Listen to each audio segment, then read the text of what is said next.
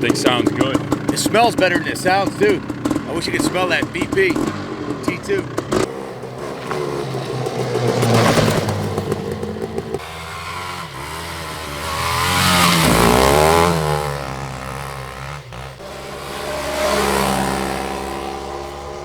What do you think about that, Shayla? He almost just ran me over. I know.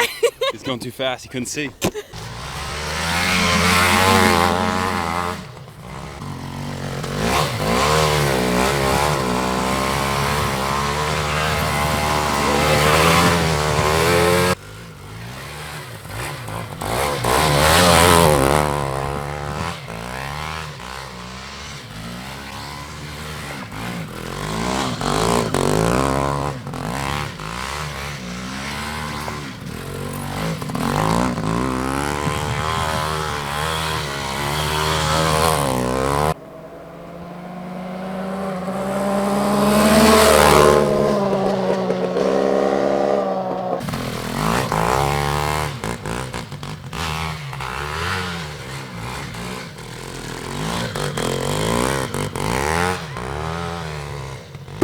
This thing's a ripper. They say they'll do 100 miles an hour with the right gearing, about 80, 85 with the stock gearing. Filling the jungle with sound, baby. Listen to this thing. You know it'll rip your house right off the foundation. Absolutely.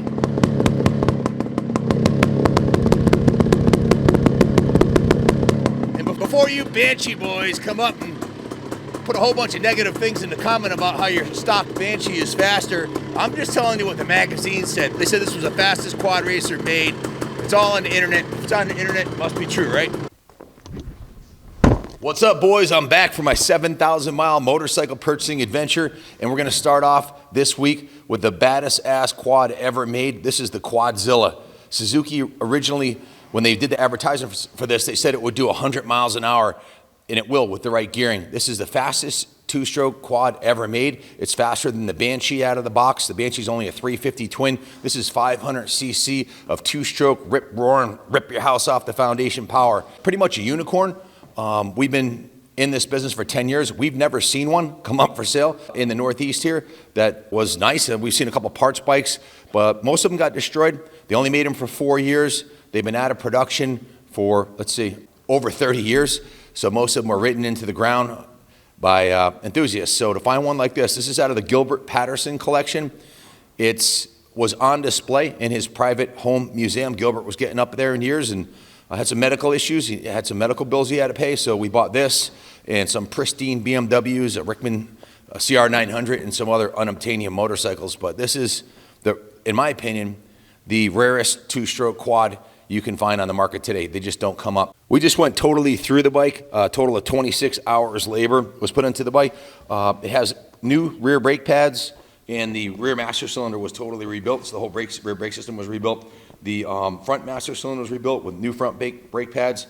It's got new Renthal handlebars on there. They're the high bars in black. It's got new decals on it, OEM style decals, the 500 decals. We've had this bike in our inventory for a couple of months, and it wasn't running quite right, and we couldn't fully diagnose it. We went through, cleaned the carb, made sure it had fresh fuel. Everything was 100%, had good spark. Ended up being that it needed a new stator assembly and a CDI box. So we bought an OEM stator and assembly. It cost us $740 just for the electrical components that we put on the bike. It's not cheap China shit. So yeah, no Chinese aftermarket stuff on this. This is OEM Suzuki, and it's expensive. So it now runs like an absolute beast, and that's what it is. So again, the carb was rebuilt, spark plug, new spark plug, changed the oil, flush and rebuilt the front and rear brake systems, bars, grips, cleaned the throttle, installed new plastics, flush the fuel system, and a new air filter. And then it went into the detail shop, and the bike was hot water steam cleaned, hand washed. They repainted the motor, the factory OEM blue, touched up and repainted areas of the frame, the swing arm, the control arms. The exhaust was removed, and if you take a look at it, that's the OEM original exhaust, and it's in absolutely mint condition. That was completely cosmetically reconditioned and painted.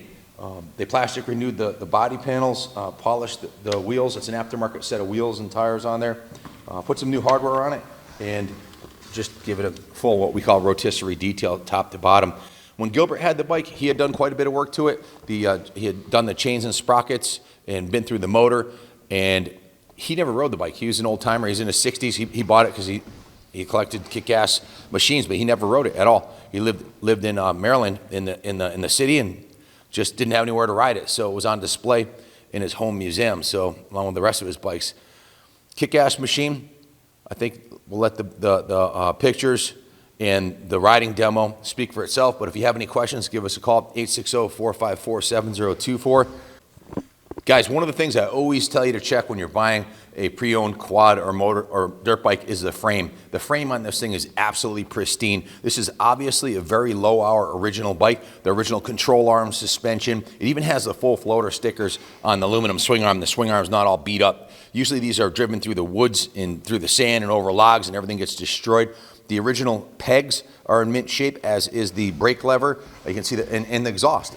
But if you take a look at this frame, you always want to look at the bottom side of the bike. This thing is in pristine condition. It's perfectly straight with no damage.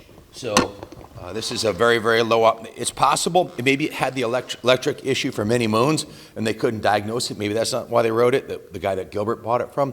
But it's got a brand new electronics on it, so it's running better than it did brand new at this point. It's essentially a time capsule, and a very, very rare one at that.